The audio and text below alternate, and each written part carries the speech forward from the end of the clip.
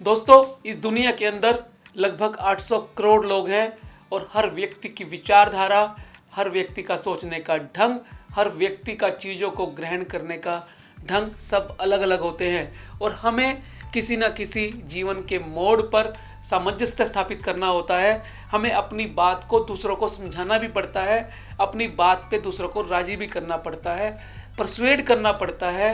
इस परसुएशन के आर्ट को जानकर आप एक बहुत बड़ा परिवर्तन कर सकते हैं, अपनी बात से लोगों को राजी करवा सकते हैं। तो आज हम बात करेंगे इसी आर्ट ऑफ परसुएशन को लेके, कैसे अपनी बात से लोगों को राजी कराया जाए, कैसे अपनी बात लोगों से मनवाई जाए। बने रहिए मेरे साथ इस वीडियो में।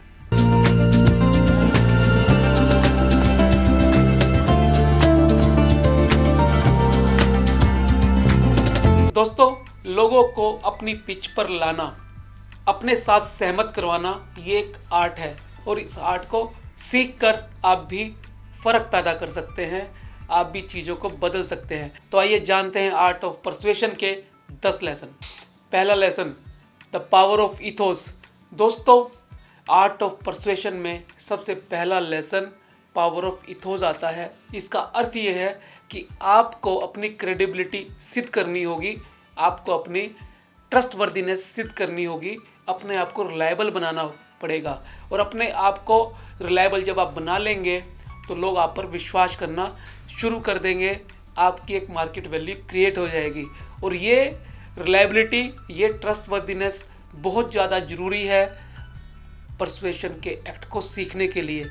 बिना ट्रस्टवर्दीनेस के आप लोगों को राजी नहीं कर सकते, सहमत नहीं कर सकते, क्योंकि जब विश्वास नहीं होता तब चीज़ें आपके फेवर में नहीं होती, आपसे लोग सहमत नहीं होते।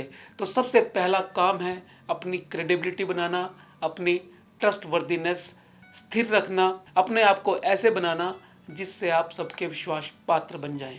दूसरा lesson, the art of pathos. दोस्तों, जिस तरह से ट्रस्टवर्दीनेस इंपॉर्टेंट है, वैसे ही इंपॉर्टेंट है इमोशनल इंटेलिजेंस। यदि आप चाहते हैं अपनी पहचान बनवाना, यदि आप चाहते हैं लोगों को राजी करवाना, लोगों को अपनी बात से सहमत करवाना, तो लोगों के साथ आपको इमोशनली जुड़ना होगा, संवेदनात्मक रूप से जुड़ना होगा। बिना लोगों के इमोशंस को समझे आप उनके साथ अच्छा और लंबा रिश्ता नहीं बना सकते।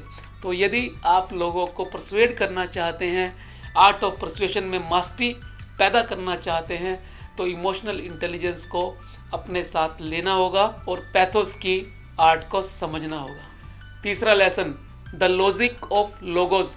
दोस्तों, आपके पास अपनी बात को सिद्ध करने के लिए बैकिंग क्या है, रीजंस क्या हैं, उसके पीछे ज्ञान क्या है, विज्ञान क्या है। जब आपके पास अपनी बात के क्लेम के लिए रीजंस होते हैं, लॉजिक्स होते हैं, तब उसके अंदर प्रभाव आ जाता है और यही प्रभाव आपको सहमत कराने का काम करता है, यही प्रभाव आपकी बात को मनवाने का काम करता है। जितने आप नॉलेजेबल होंगे, जितने आपके पास साउंड लॉजिक होंगे, जितने आपके पास अपनी बात को सिद्ध करने के लिए उत्तर होंगे, उतने ही आपकी बात का वजन बढ़ता चला जाएगा। चौथा lesson, the power of framing. दोस्तों, अपनी बात कहने के भी ढंग होते हैं और जिस प्रभावी ढंग से अपनी बात को आप कहते हैं, वही बात लोगों को आपसे सहमत होने के लिए तैयार करती है।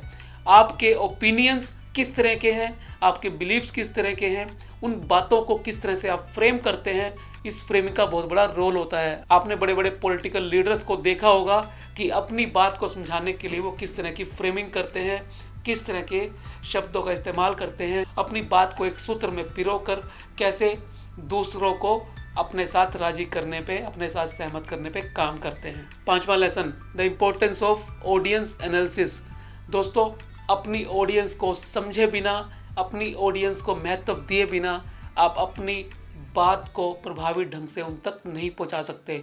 आपको समझना होगा कि उनके बिलीव्स क्या हैं, आपको समझना होगा उनकी वैल्यूज़ क्या हैं, आपको समझना होगा उनके इंटरेस्ट क्या हैं, वो आपसे क्या चाहते हैं।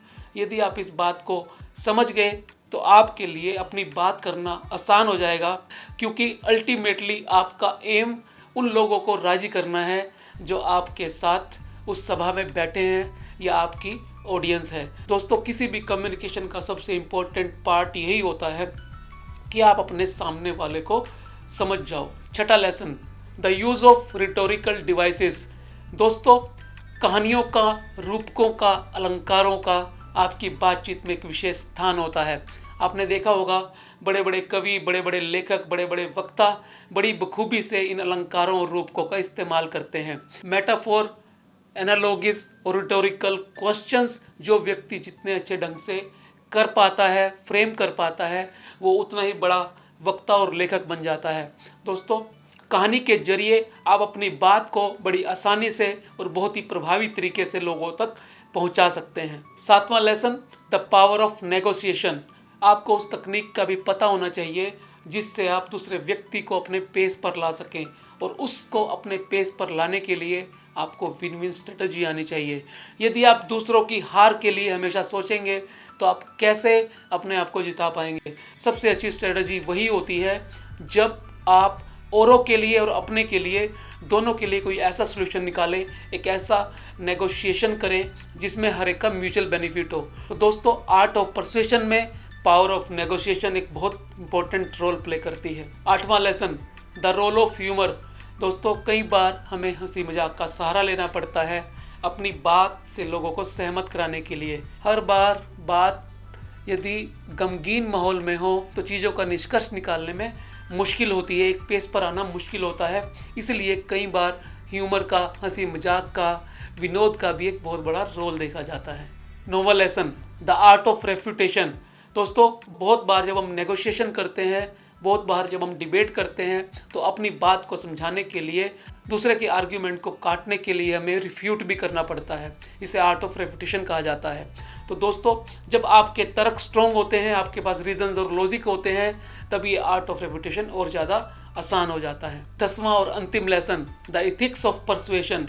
दोस्तों, जब दूसरों को अपनी बात समझाने की बात आती है तो साम दाम दंड भेद से काम करना पड़ता है, लेकिन आप अपने इथिक्स से मत हटिए, आप अपनी एथिकल कंसिडरेशंस पर रहिए, क्योंकि अल्टीमेटली सत्य की ही विजय होती है। यदि आपके भाव अच्छे हैं, आपके भाव मजबूत हैं, तो दूसरा व्यक्ति इस बात को यदा कदा समझ ही जाएगा। तो दोस्तों, ये थे 10 शानदार सबक, लेसन्स जो हमें आर्ट ऑफ परसुएशन में मास्टर बना सकते हैं। मैं उम्मीद करता हूँ आपको ये वीडियो अच्छा लगा होगा। यदि आपको लगता है ये औरों के भी काम आ सकता है तो उसे शेयर करना ना भूलें। मिलते हैं अगले वीडियो में फिर एक नए विषय के साथ। तब तक के लिए नमस्कार।